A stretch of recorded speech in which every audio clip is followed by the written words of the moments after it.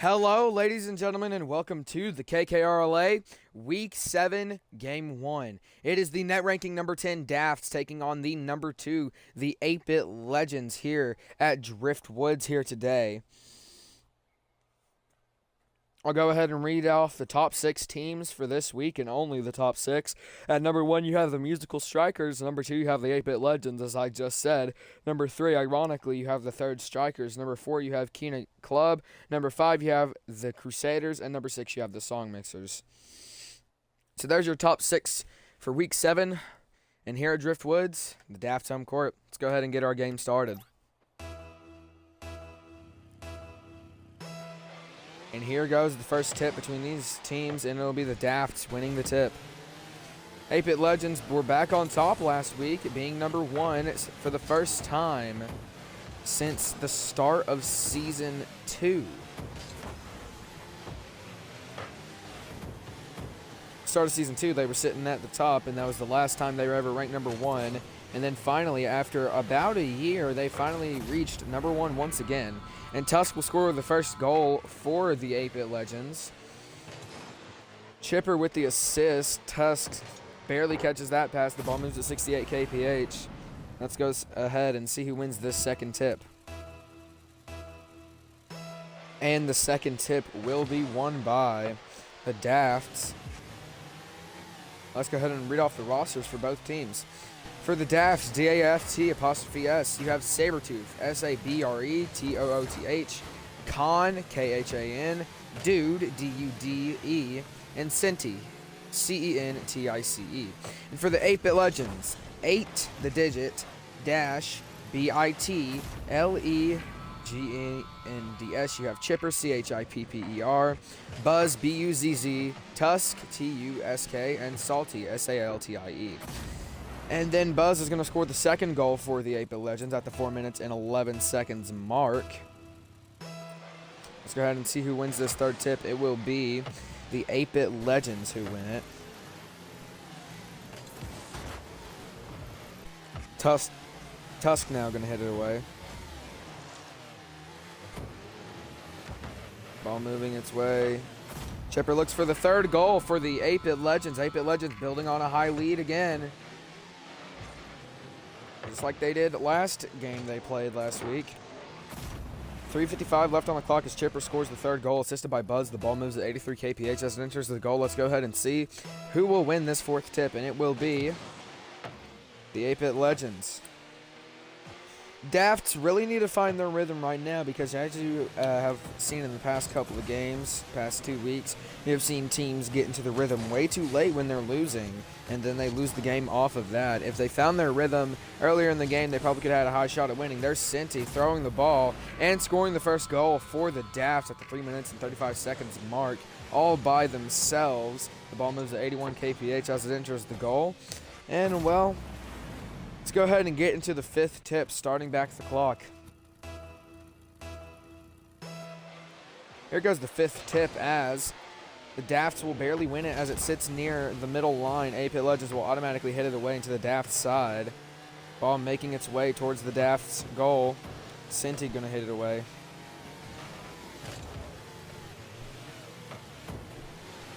Going to make its way for a potential chance for an 8-Bit Legends player to hit it. Senti actually going to carry it over the 8-Bit Legends player. Salty going to send it back. No goal for that. But Tusk trying to get it lined up in play, actually going to be hit away by what I think was a Daft's player, or it was just the unlucky hit off the wall. There goes Sabretooth trying to put the ball away, and Chipper's going to hit it away for the 8-Bit Legends. Sabretooth puts the ball back in play. Chipper tries to hit it away. It will run off Chipper's teammate Salty and will go in the goal for an own goal. Sabretooth is credited for that, assisted by Khan. Khan is credited an assist. The ball moves at 60 kph as it enters the goal. Let's go ahead and see this sixth tip, which will automatically fly into the Daft side as the 8-Bit Legends want to build off of something. Tusk going to keep it in the Daft side. Tusk throws up a floater and will get it in to score the fourth goal for the 8-Bit Legends with 2:36 remaining on the clock. Salty is the only one to not score on the 8-Bit Legends so far. The ball moves at 81 kph as it enters the goal. Let's go ahead and see the 7th tip with 2:36 left on the clock. And here goes.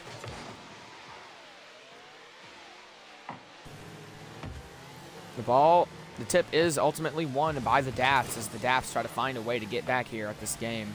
Remember, if you potentially have 4 losses, you better be scared because there's a slim chance that you're going to make it somewhere. If you have 3 losses, you better fight your butts off to not get a 4th one, because if you get a 4th one this week 7, then there is just a lot of frightening that could probably go into that for some teams, because next week is the last week of the KKRLA regular season of Season 4, and then after that, it is the postseason, which will follow along with the ranked 11 and 12 game. And Tusk is going to score a long goal and get a hat trick. Hat trick is when you score 3 goals. And Tusk is going to score a long shot from beyond half court. The ball moves at 37 kph as it enters the goal. Tusk will score the 5th goal for the 8-Bit Legends. 1:47 left on the clock. Let's go ahead and see this 8th tip. The ball will move over into the Daft side. The Dafts probably don't have a lot of time to run with here, and if they do lose here, this will probably be the end. Or, I actually think their record is something like 3-3, if I'm not mistaken. I don't think they're 2-4 just yet. I didn't look at their records, but I know that the 8-Bit Legends have a 4-2 record because the Musical Strikers are the only ones to have a 5-1 record.